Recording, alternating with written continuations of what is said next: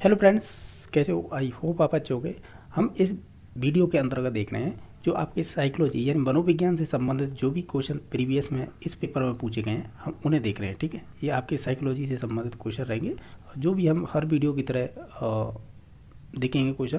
तो चलो देख लेते हैं इसमें किस प्रकार के क्वेश्चन पूछे गए हैं। और जैसा कि आप देख पा रहे होंगे ये 58 नंबर है ना, यहाँ से आपके साइकोलॉजी से संबंधित क्वेश्चन पूछे गए हैं। तो जो 58 नंबर क्वेश्चन से स्टार्ट कर रहे हैं। ठीक है, तो इसमें जो पहला क्वेश्चन है यानी 58 नंबर क्वेश्चन है वो पूछा गया है इस प्रकार आपसे कि निम्नलिखित में से कौन से कथन शिक्षा मनोविज्ञान के महत्व के संदर्भ में सही है, यानी जो सही है वो चूज़ करने हैं। ठीक है, नीचे आपको कूट भी दे रखे हैं तो इनमें से जो सही सही हैं वो चूज़ कर लेते हैं हम। ठीक है, तो देखो ऑप्शन नंबर पहला दे रखा है कि यह विद्यार्थियों के व्यवहार में उचित परिवर्तन लाने में सहायता करता है। तो ये पॉजिटिव पॉइंट है, यानी ये एजुकेशन साइकोलॉजी की एक कह सकते हैं महत्व की बात कर रहा है। ठीक है, तो ऑप्शन नंबर एक सही है। सेकंड देखते हैं, यह शिक्षकों में शैक्षिक समस्याओं को सुलझाने के प्रति सकारात्मक अभिवृत्ति विकसित करता है, यानी जो आपका पॉजिटिव एटीट्यूड विकसित करता है, ये कह रहा है ये डेवलपमेंट करता है। तो ये बात भी सही है। तीसरा ऑप्शन है यह शिक्षकों को विद्यार्थी की व्यक्तिगत विभिन्नताओं को नज़रअंदाज करने की बात करता है या करने को प्रेरित करता है। तो ये नेगेटिव पॉइंट है। ठीक है, तो ऐसा नहीं होता है एजुकेशन साइकोलॉजी में। तो हम ये कहेंगे ये वाला ऑप्शन गलत है, यानी हम ये कहेंगे उसके महत्व के बारे में ये गलत है एजुकेशन साइकोलॉजी के बारे में। ठीक है, बाकी 4 नंबर ऑप्शन ये दे रखा है कि यह शिक्षकों को स्वयं को समझने में मदद करता है। तो ये भी बात सही है, यानी आप ऐसे कह सकते हैं ए, बी और डी ये वाले कथन थे वो आपकी एजुकेशन यानी साइकोलॉजी है, यानी जो शिक्षा मनोविज्ञान है उसके महत्व के संदर्भ में सही थे। और गलत हो जाएगा वो हो जाएगा 3 नंबर ऑप्शन। ठीक है, तो आप नीचे आएंगे तो इन कूटों को आपको जो सही कूट है वो चूज करना है। तो हमने देखा था ए, बी और डी, तो ऑप्शन नंबर 3 सही हो जाएगा। क्वेश्चन नंबर आपका 59 है, वो इस प्रकार पूछा है कि निम्नलिखित में से कौन सी शिक्षा मनोविज्ञान की विशेषता नहीं है, यानी जो विशेषता नहीं है वो चूज करनी है। अब इन सभी ऑप्शनों को देख लेते हैं। जैसे कि पहला है शिक्षा मनोविज्ञान का मुख्य केंद्र दर्शन शास्त्र है, जिसे हम फिलोसॉफी बोलते हैं एक तरह से। तो यानी दर्शन शास्त्र का अध्ययन करना है। हालांकि देखा जाए तो इसका राइट आंसर यही हो जाएगा, क्योंकि देखो शिक्षा मनोविज्ञान है ना एजुकेशन साइकोलॉजी, वो केवल आपके इस पर ही डिपेंड नहीं है, इनके अलावा बहुत सारी चीज़ों पर डिपेंड करती है। उसकी बहुत ब्रांच होती हैं यानी शाखाएं होती हैं। तो केवल फिलोसॉफी पे ही डिपेंड करे ये कहना उचित नहीं है। बाकी ऑप्शन और भी पढ़ के देख लेते हैं, जैसे आपको जो भी ऑप्शन दे रखे हैं उन्हें देखते हैं। जैसे कि शिक्षा मनोविज्ञान का मुख्य केंद्र मानव व्यवहार है, तो ये बात तो सही है। बाकी है शिक्षा मनोविज्ञान यानी जो एजुकेशन साइकोलॉजी है वो शैक्षिक परिस्थिति में मानव व्यवहार का अध्ययन करती है, तो कहीं ना कहीं ये भी बात सही है। बाकी है 4 नंबर ऑप्शन है शिक्षा मनोविज्ञान शिक्षण अधिगम प्रक्रिया हेतु सरल मार्ग प्रशस्त करती है, ये भी बात सही है। यानी ये 2 नंबर, 3 नंबर और 4 नंबर ये आपके सही कथन थे, यानी आपकी एजुकेशन साइकोलॉजी की ये विशेषताएं थी। जो नहीं होगी वो हो जाएगी 1 नंबर ऑप्शन। 61 नंबर जो पूछा गया है ये कह रहा है कि जीन पियाजे के संज्ञानात्मक विकास सिद्धांत की कौन सी अवस्था में विद्यार्थी वस्तुओं या क्रियाओं की प्रतिवर्तीयता को समझने लगता है। प्रतिवर्तीयता को यहाँ पे कहा गया है रिवर्सिबिलिटी। तो हम ये कहेंगे, क्या कहेंगे, ये किस अवस्था से संबंधित है ये बताना है। हम ये जानते हैं कि रिवर्सिबिलिटी की जो क्षमता होती है ना, यानी जो आप बोल सकते हैं एक तरह से क्षमता ही बोल सकते हैं, यानी योग्यता बोल सकते हैं एक तरह से कि रिवर्सिबिलिटी की योग्यता है वो आपके जीन पियाजे की 3 नंबर की अवस्था है, मूल सक्रियता अवस्था, जिसे इंग्लिश में कॉन्क्रीट ऑपरेशन स्टेज बोलते हैं, जिसकी उम्र होती है 7 से 11 वर्ष। यानी ये इस अवस्था में ये क्षमता विकसित हो जाती है। ठीक है, हालांकि रिवर्सिबिलिटी का मतलब ये है कि बच्चा दोनों साइडों से सोच पाए। ठीक है, यानी इसका एक एग्जाम्पल ये होता है, मैं बार बार यही एग्जाम्पल देता हूँ। अगर बच्चों से कहा जाए जो ये 7 से 11 वर्ष के बच्चे हैं उनसे कि 1 रुपये में 100 पैसे होते हैं। ठीक है, 100 पैसे होते हैं। तो अगर बच्चे से ये पूछा जाए, हमने तो ये बता दिया कि 1 रुपये में 100 पैसे होते हैं, बच्चे से कहा जाए कि 100 पैसों में कितने रुपए बनेंगे, अगर बच्चा बता दे कि 1 रुपया हो जाएगा या 1 रुपया बनेगा, तो निश्चित तौर से हम ये कहते हैं उसमें रिवर्सिबिलिटी की योग्यता या क्षमता विकसित हो गई है। तो ये आपकी मूल सक्रियात्मक अवस्था की एक विशेषता होती है या रिवर्सिबिलिटी का गुण। ठीक है, तो ऑप्शन नंबर 1 सही हो जाएगा। ध्यान रखना यहाँ से ये वाला है ना, ये क्वेश्चन है रीट 2018 में पूछा हुआ क्वेश्चन है। ये किस प्रकार पूछा गया था, हालांकि मैं आपको जानकारी के लिए बता दूं ये आपकी 3 नंबर की अवस्था है जीन पियाजे की, क्योंकि इनकी 4 अवस्थाएं हैं, आप मालूम हुआ एसपी कैप, यानी जिसे पहली बोलते हैं सेंसरी मोटर स्टेज, सेकंड है प्री ऑपरेशनल स्टेज, 3 नंबर की कॉन्क्रीट ऑपरेशनल स्टेज, 4 नंबर की होती है फॉर्मल या इसे एब्स्ट्रैक्ट बोलते थे। तो देखो सेंसरी तो यहाँ पे दे नहीं रखी है तो 1 नंबर पे आती है। दूसरी है प्री ऑपरेशनल, तो ये प्री ऑपरेशनल है ना, इसकी ये 2 भाग है, यानी ऐसे कह सकते हैं प्री ऑपरेशनल स्टेज के ये आपके दो पार्ट हैं, जिसमें आपका पहला होता है जिसे बोलते हैं पूर्व संप्रत्यात्मक विचार अवस्था, जिसे इंग्लिश में बोलते हैं प्री कॉन्सेप्चुअल थॉट स्टेज, जिसकी उम्र होती है 2 से 4 वर्ष। सेकंड होती है इसी प्री ऑपरेशनल की सेकंड स्टेज में बांटा गया अंत प्रज्ञा अवस्था। अंत प्रज्ञा अवस्था का मतलब यहाँ पे तो इंट्यूशनल दे रखा है, लेकिन इसे इंट्यूटिव स्टेज भी बोल देते हैं, ठीक है। तो चाहे आप इंट्यूटिव बोलिए या इंट्यूशनल स्टेज बोलिए, तो इसकी उम्र मानी जाती है, वो मानी जाती है 4 से 6 वर्ष, ठीक है। तो यही पूछा गया था आपके रीट 2018 में, आप क्वेश्चन प्रीवियस के देखना तो उसमें, ठीक है।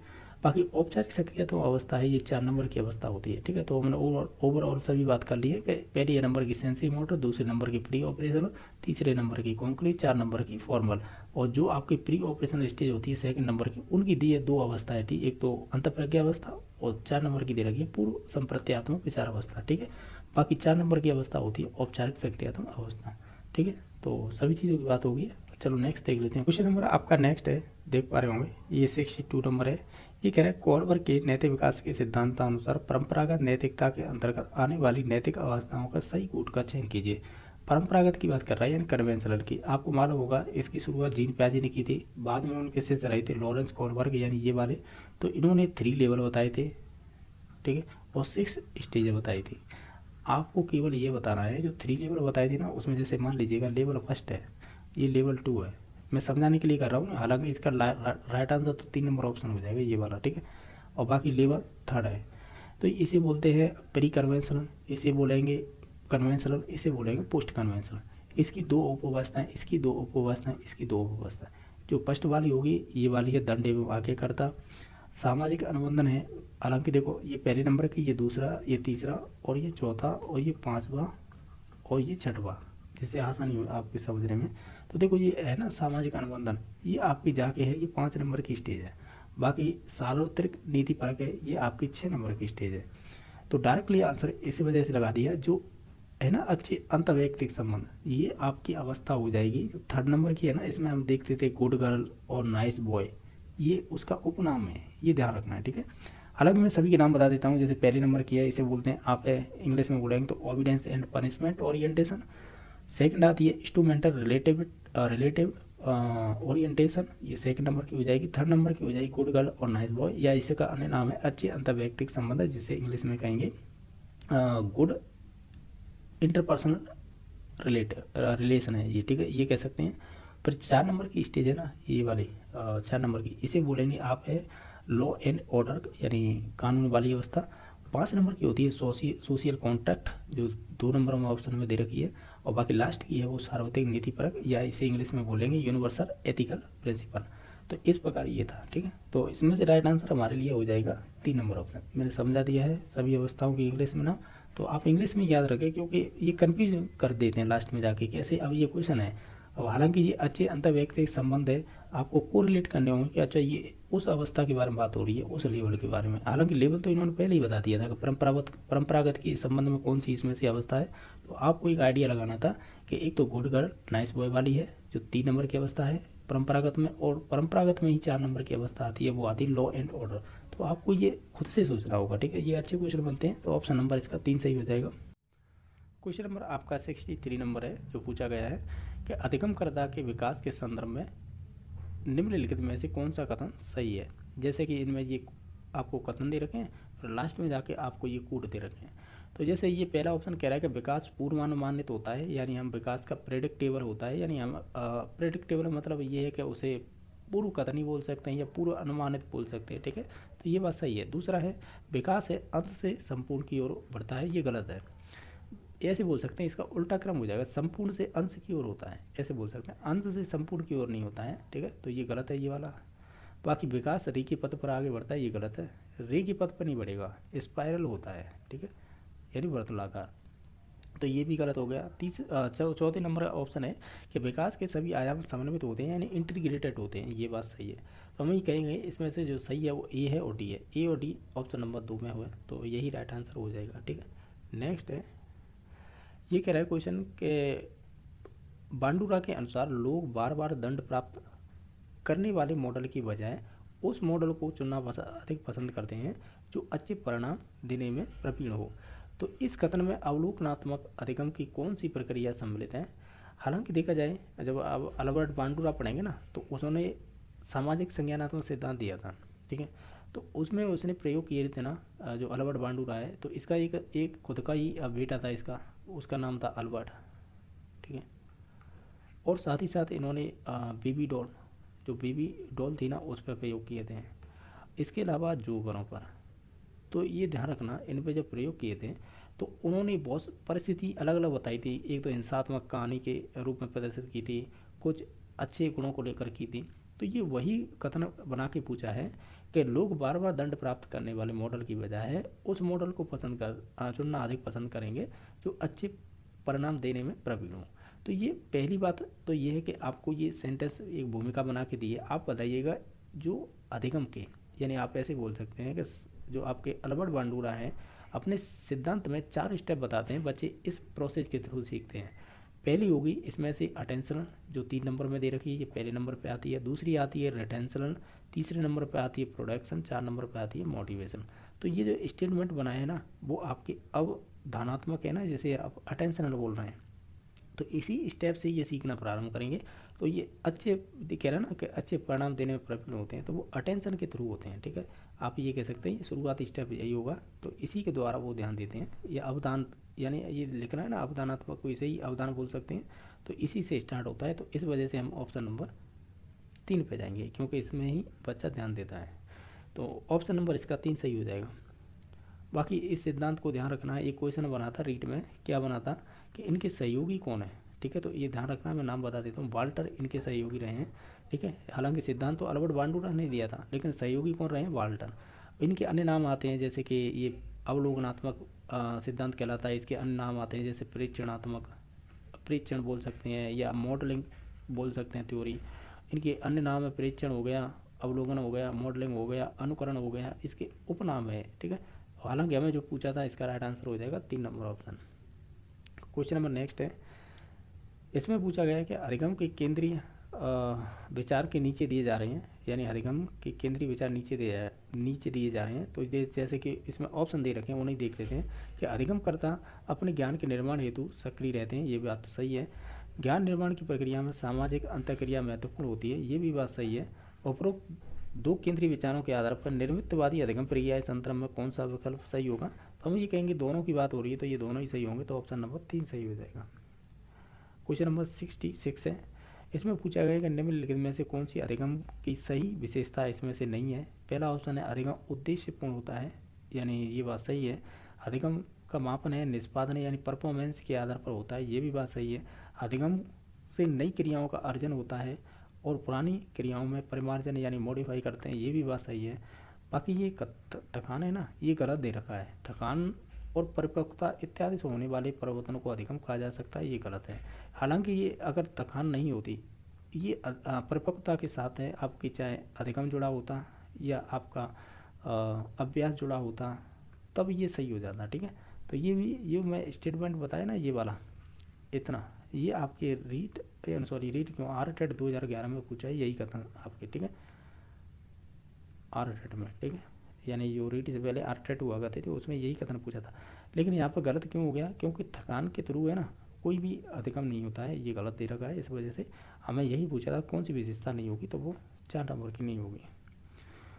क्वेश्चन नंबर नेक्स्ट है कि व्यक्तित्व आकलन के लिए निम्नलिखित में से कौन सी परिस्थिति परीक्षण का एक उदाहरण नहीं है? जैसे समाज मिति, साइकोड्रामा, सैन्य स्थिति परीक्षण, ठीक है, और MPI ये होती है MPPI। तो देखो आपने प्रक्षेपी अपरक्षेपी प्रति पढ़ी होंगी, जो प्रोजेक्शन नॉन प्रोजेक्शन। तो बहुत सारी विधियाँ तो ऐसी होती हैं जो प्रोजेक्शन होती हैं, बहुत सी ऐसी होती हैं अब नॉन प्रोजेक्शन होती हैं। तो ध्यान रखिएगा, तो जो नॉन प्रोजेक्शन होती है ना, जिन्हें बोलते हैं अप्रक्षेपी, तो अप्रक्षेपी विधियों को 2 प्रकार में बांटा गया है, आपको ध्यान होगा। एक तो सब्जेक्टिविटी वाली आती हैं जो विषय वस्तु से संबंधित, एक होती है ऑब्जेक्टिविटी वाली, यानी जो होती हैं वस्तु निष्ठता से संबंधित। तो जो सब्जेक्टिविटी वाली होती है ना, इन्हें तो छोड़िए, यूँ छोड़िए कि इनकी बात की नहीं गई है, यहाँ पर की गई है ऑब्जेक्टिविटी में। इसमें आपने देखा होगा, इसमें एक तो आपकी निर्धारण विधि आ जाती है, रेटिंग स्केल वाली आ जाती है, और आपके वही दर्शन यानी आप कह सकते हैं निरीक्षण आ जाएगी। तो समाज नीति इसी के अंतर्गत आ जाएगी, जो ऑप्शन नंबर 1 में दे रखी है। इसी में आपकी साइको ड्रामा आ जाएगी, ठीक है, साइको ड्रामा। और आपकी सैन्य परिस्थिति है ना, ये भी आ जाएगी, जिसे सिचुएशनल टेस्ट बोलते हैं। सैन्य यानी इसे कह सकते हैं कि स्थिति परीक्षण। तो ये किस में चल रही है, ये ऑब्जेक्टिविटी में सभी चल रही हैं। लेकिन जो MPPI है ना, जो MPPI है, हालांकि ये आपके व्यक्तित्व से संबंधित है, प्रक्षेपी विधियों से। तो इसमें ये अलग से ये विशेषता होती है। इसकी क्या विशेषता होती है कि MPPI, पहली बात तो ये है कि इसे पूरा नाम क्या हुआ, इसे बोलते हैं मिनेसोटा मल्टीपल, अब हिंदी में बता देता हूँ, देखो इसे बोलेंगे मिनेसोटा, इससे बन जाएगा मल्टीपल मतलब बहुपक्षीय, और P से बन जाएगा पर्सनैलिटी यानी व्यक्तित्व, I से बन जाएगा इन्वेंटरी बोलते हैं या क्वेश्चनरी बोल सकते हैं इसे ही, ठीक है। तो इन्वेंटरी बोलेंगे तो ये हो जाएगी इन्वेंटर, आविष्कारक बोल सकते हैं, ठीक है। तो ये अब मैं पूरा ही नाम बोल देता हूँ, मिनेसोटा बहुपक्षीय व्यक्तित्व आविष्कारक, ये है। ये दी किसने थी, एक तो इसमें मनोवैज्ञानिक हाथावे नाम आता है इसमें, और इनके साथ एक और मनोवैज्ञानिक हुए थे, वो हुए थे मैकनले, ठीक है। तो इनके द्वारा दी गई थी क्या, MPPI। तो ये कहीं ना कहीं प्रक्षेपी विधियों से संबंधित होती है, शुरुआत में हम पढ़ते हैं ना, तो वो इन्हीं से शुरुआत होती है।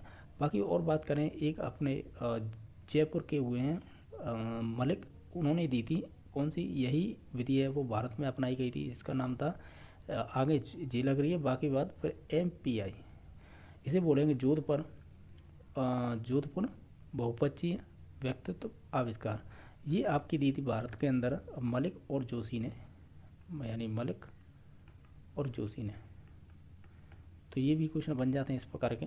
तो आपको ध्यान रखना है, जो भी व्यक्तित्व आंकलन की विधि थी, एक तो प्रक्षेपी होती हैं, तो हम उसके अंडर में रखेंगे MPPI को। बाकी जैसे समाज मिति है, साइको ड्रामा है और सैन्य परिस्थिति परीक्षण है, ये सभी आएंगी। अप्रक्षेपी विधि में 2 प्रकार होते हैं, सब्जेक्टिविटी, ऑब्जेक्टिविटी। तो ऑब्जेक्टिविटी के अंतर्गत ये तीनों चीज़ें आएंगी, पहली, दूसरी और तीसरी। जो 4 नंबर की अवस्था है ये संबंधित नहीं, यही पूछा था कि आपकी परिस्थिति परीक्षण का एक उदाहरण नहीं है, तो वो 4 नंबर ऑप्शन राइट आंसर हो जाएगा। ये अच्छी लेवल का क्वेश्चन है, ठीक है। बाकी हम प्रक्षेपी की बात करें तो इसमें आपकी इंक ब्लॉट टेस्ट यानी IBT और टेट, CAT और आपकी खेल एवं तकनीक विधि, ड्रामा विधि, ड्रॉइमेंट टेस्ट विधि और भी अन्य आते हैं। मैंने ये प्रीवियस में जो क्वेश्चन और भी कराए वीडियो में, तो मैंने उनमें भी नाम बताए होंगे। बाकी जैसे कि बात करें आप है, जैसे सब्जेक्टिविटी में कौन कौन सी चीज़ आएंगी इस वाली में, अप्रक्षेपी में। बाकी हमने ऑब्जेक्टिविटी में तो पढ़ी ली ये वाली, तो इनमें याद रख सकते हैं। एक तो टाइडमैन की केस स्टडी आ जाएगी, प्रश्नावली आ जाएगी इसी में, और साक्षात्कार इसमें आ जाएगा। यानी ये बहुत बड़ा मतलब ये है कि व्यक्तित्व आंकलन की जो विधियाँ हैं ना, इनसे अच्छे क्वेश्चन बनते हैं, ठीक है। नेक्स्ट क्वेश्चन देख लेते हैं। अभी ओवरऑल हमने सभी की बात कर ली, हालांकि हमारा क्वेश्चन का राइट आंसर निकालना था तो वो मैंने बता दिया। बाकी ये सभी चीज़ें हैं जो भी आपके पास नोट्स बुक है, आपने भी पढ़े होंगे ये, तो इसका राइट आंसर 4 नंबर हो जाएगा। और बाकी हम देख लेते हैं नेक्स्ट क्वेश्चन। और नेक्स्ट क्वेश्चन नंबर है 68। ये कह रहा है कि एक वृद्ध व्यक्ति हमेशा अपने पूर्व के जीवन की सफल उपलब्धियों के बारे में बताता रहता है। समायोजन की क्रियाविधि का यह उदाहरण है, निम्नलिखित में से कौन सी अहम रक्षा युक्ति से संबंधित है। यानी डिफेंस मैकेनिज्म की बात कर रहा है, ये समायोजन की युक्तियाँ होती हैं, ठीक है। यानी ये कह रहा है कि एक कैसा वृद्ध व्यक्ति है, वो हमेशा पूर्व जीवन के सफल जो भी उपलब्धियाँ रही उन्हें बताता रहता है। तो ये समायोजन की कौन सी युक्ति होगी इसमें, ये कहीं ना कहीं प्रतिगमन की बात कर रहा है। प्रतिगमन को कहते हैं रिग्रेशन, ठीक है। तो यानी प्रतिगमन का मतलब अगर देखें ना, यानी ऐसा होता है, इसका मीन्स निकाला जाता है, ये पुराने दिनों में लौटना होता है। जैसे किशोरों का अपने घुटनों के बल चलना, ठीक है, और अंगूठा चूसना, ठीक है, और बच्चों जैसे व्यवहार करना, ठीक है। तो ये आपके प्रतिगमन में आते हैं। एक शब्द ऐसा ही दे रखा है, प्रतिदमन। प्रतिदमन का मतलब ये होता है, सिगमंड फ्रायड हुए हैं, उन्होंने बताया कि जो भी हमारे कष्ट, ऐसे बोल सकते हैं, जो भी हमारे कष्टप्रद जो भी या इच्छा है वो अच्छी तरह मन में चली जाती हैं, ठीक है। तो ये आपकी होती है प्रतिदमन। इसे इंग्लिश में बोलते हैं रिप्रेशन, क्योंकि ये एक जैसे शब्द दिखाई दे रहे हैं, केवल P और G का ही अंतर है, बाकी सब स्पेलिंग वगैरह सब समान है, आप भी देख पा रहे होंगे। तो आपको ध्यान रखना है कि जो आपका रिप्रेशन होता है, इसका मतलब होता है कि हमारी जो कष्टप्रद यानी कष्टप्रद या इच्छाएँ, जो भी भावनाएँ हैं, विचार हैं, वो ऑटोमेटिकली आपके अचेतन मन में चले जाएंगे। ये सिगमंड फ्राइड ने स्टेटमेंट दिया था इसके बारे में। बाकी रिग्रेशन का मतलब होता है आप पुराने दिनों में वापस लौट आना। जैसे कि अब बताइएगा 25 साल का कोई बच्चा है वो अंगूठा चूस रहा है, तो यानी वो बचपन में जो आदत रही है वो उसकी अब भी है, ठीक है। या किशोरों का घुटनों के बल चलना, जो छोटे बच्चे होते हैं ये काम उनके होते हैं, ना कि एक कोई 25 साल का लड़का है वो करे इस बात को। बाकी रेशनलाइजेशन का मतलब होता है युक्तिकरण। युक्तिकरण का मतलब होता है कि आप है किसी का भी बहाना बना रहे हो उसके अंदर आपके तर्क होने चाहिए। जैसे कोई चोरी करते हुए पकड़ा गया, कोई भी हो, तो वो पता है रीज़न क्या देगा। उसे पूछा जाए कि आपने चोरी क्यों की, वो ये कहेगा कि मैं बुरी संगति में रहता हूँ इसलिए मैंने चोरी की। तो कम से कम तर्क ऐसा होना चाहिए जो युक्तिकरण वाला हो, यानी जिसमें आपका कोई ना कोई तर्क हो। सिंपल सा लॉजिक ये याद रखो, ठीक है। बाकी उदात्तीकरण को कहते हैं सब्लिमेशन। ये आपकी समायोजन की सबसे बेस्ट विधि मानी जाती है, क्योंकि इसमें जो भी आप गलती करते हो उसे स्वीकार करते हैं आप, ठीक है, और उसके अलावा आप कोई अन्य रास्ता ढूंढ लेते हैं। जैसे इसके एग्जाम्पल पूछे जाते हैं, अगर कोई प्रेम में असफल हो गया, ठीक है, अब असफल हो गया तो वो मान रहा है कि मैं असफल हो गया, लेकिन वो दूसरा रास्ता अपनाएगा और उसकी वजह से वो कभी बन जाए, ठीक है। इसके एग्जाम्पल और भी आते हैं, चलो मैंने ये तो छोटा वाला दिया है। एक एग्जाम्पल बहुत पूछा जाता है कि वाल्मीकि का डाकू से कवि बन जाना, वो सब्लिमेशन का उदाहरण होगा। अगर कोई झगड़ा ज़्यादा करता है, आपने देखे होंगे जो भी फ्रेंड्स वगैरह हों, जो ज़्यादा झगड़ालू होता है वो हमेशा मुक्केबाजी और पहलवानी के थ्रू में मतलब ये कह सकते हैं वो उस क्षेत्र में जाना पसंद करेगा, और निश्चित तौर से वो एक सब्लिमेशन का उदाहरण हो जाएगा, ठीक है। यही है मोस्टली। तो इसका तो राइट आंसर प्रतिगमन होगा। ये सभी है ना समायोजन की युक्ति में आते हैं। नेक्स्ट क्वेश्चन नंबर है, जोड़ों को मिलाइएगा, एक तरफ परीक्षण दे रखे हैं और उनके निर्माताओं के नाम दे रखे हैं। जो आप जानते हैं ना केवल वो भी लगा देंगे ना, क्योंकि कूट दे रखे हैं। इन कूटों से आसानी ये होती है कि आपको एक दो मालूम है ना उनसे काम हो जाएगा। जैसे आप टर्मन को तो जानते होंगे, इन्होंने बुद्धि लब्धि का सूत्र दिया था, और यहाँ पर लिखा है IQ। IQ का मतलब होता है इंटेलिजेंट क्वाड्रिएंट, तो ये इससे संबंध हो जाएगा। एक केटल का नाम सुना होगा, केटल ने संस्कृति मुक्त परीक्षण दिया था, तो ये इससे संबंधित हो जाएगा। बाकी आप देख लीजिए 4 का 1 इसमें है, 4 का 1 1 तो इसमें है और 1 इसमें है। बाकी और कौन सा मिलाया था हमने, एक 2 नंबर का मिलाया था, 2 का 3, 2 का 3 किस में मिल रहा है, 2 का 3 केवल देखो 2 नंबर ऑप्शन में मिल रहा है, तो केवल इन दोनों से ही हमारा राइट आंसर निकल आया।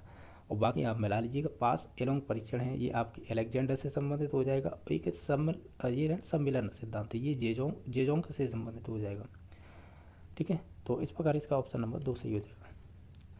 क्वेश्चन नंबर नेक्स्ट है कि जुंग या युंग के अनुसार व्यक्तित्व की टाइपोलॉजी, इसे बोलते हैं प्ररूप विज्ञान या प्रारूप विज्ञान में समाज सेवी, राजनीतिक, व्यापारी, प्रबंधक निम्न में से किस श्रेणी बद्ध किए जा सकते हैं, यानी किसकी ये विशेषता है, ये बताइएगा। ये स्टेटमेंट दे रखा है, समाज सेवी भी है, राजनीतिक है और व्यापारी प्रबंधक है, तो ये किस प्रकार के व्यक्तित्व में आएगा, तो ये बहिर्मुखी में आएगा।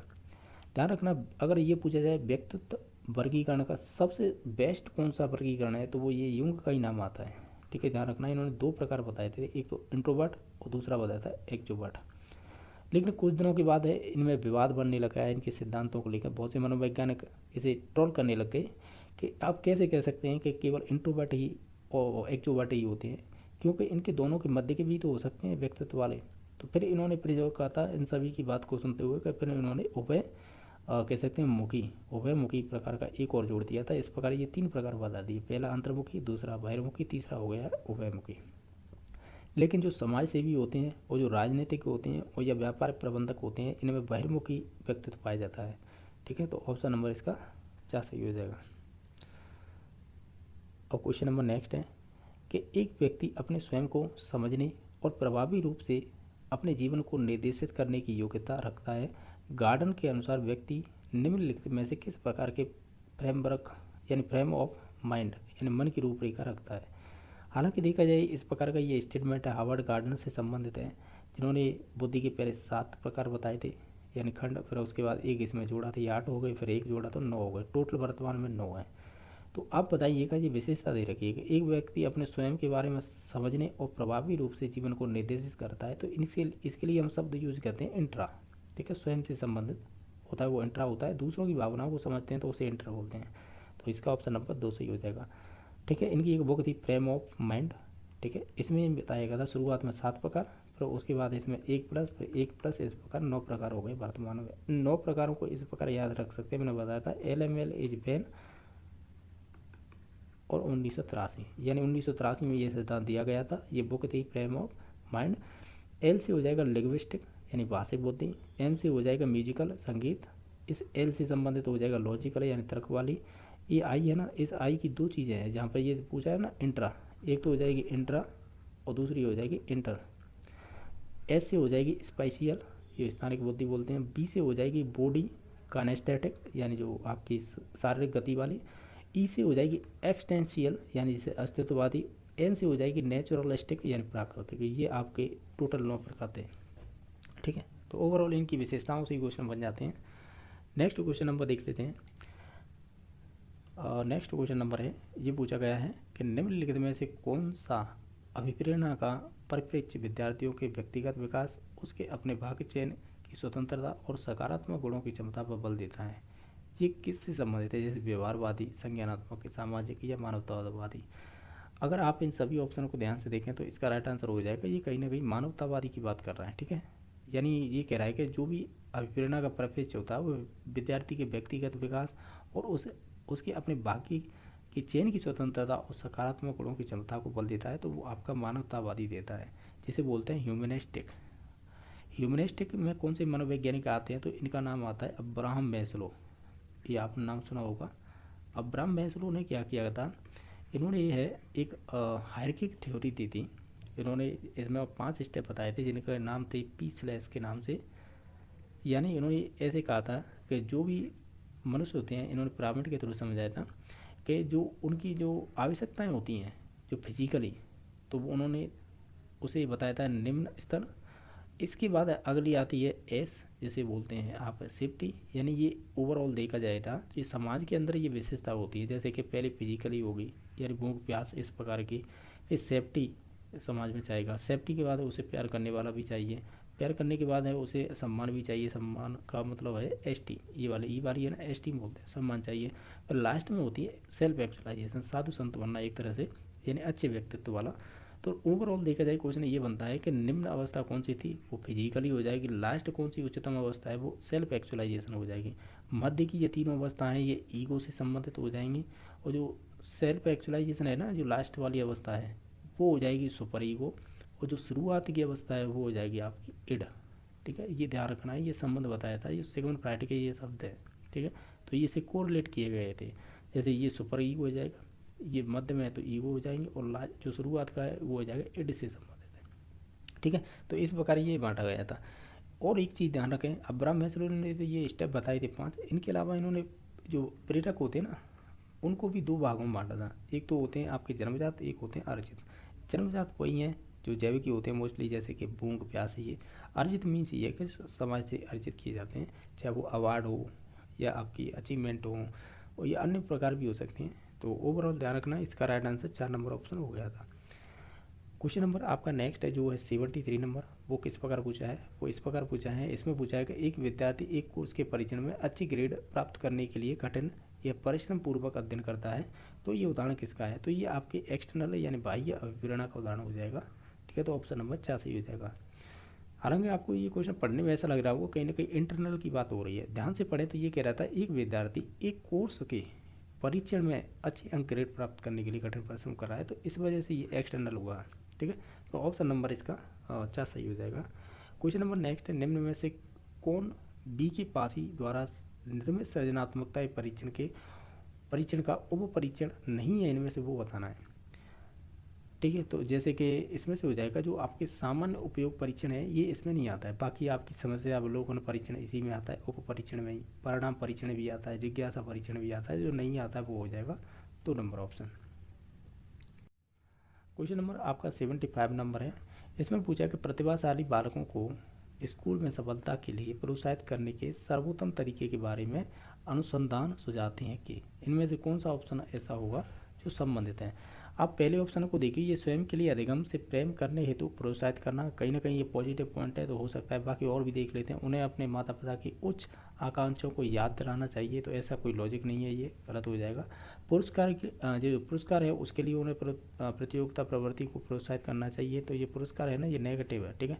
बाकी जहाँ तक संभव हो उन्हें सहपाठियों शिक्षक नियुक्त करना चाहिए, ऐसी कोई ज़रूरी नहीं है, तो ये भी नेगेटिव हो जाएगा। तो ऑप्शन नंबर एक ही सही रहेगा जो पॉजिटिव पॉइंट है, ठीक है। क्वेश्चन नंबर नेक्स्ट है, जैसा देख पा रहे होंगे, ये कह रहा है कि एक व्यक्ति की एक उत्पाद के प्रति अभिवृत्ति लक्षित के वस्तुनिष्ठ गुणों के बारे में उसके विश्वासों पर आधारित होती है। तो ये आपका एटीट्यूड यानी अभिवृत्ति का एक घटक होगा। तो ये कहीं ना कहीं आपके संज्ञानात्मक भाग से संबंधित होगा, ठीक है। तो ऑप्शन नंबर 2 सही हो जाएगा, क्योंकि इसमें वस्तुनिष्ठ गुणों की बात होगी, इस वजह से। नेक्स्ट क्वेश्चन नंबर है कि अपने स्वयं को अपने आंतरिक विचारों, भावनाओं और क्रियाओं के रूप में परिभाषित करने का एक तरीका आत्म प्रत्यय का दृष्टिकोण क्या होगा।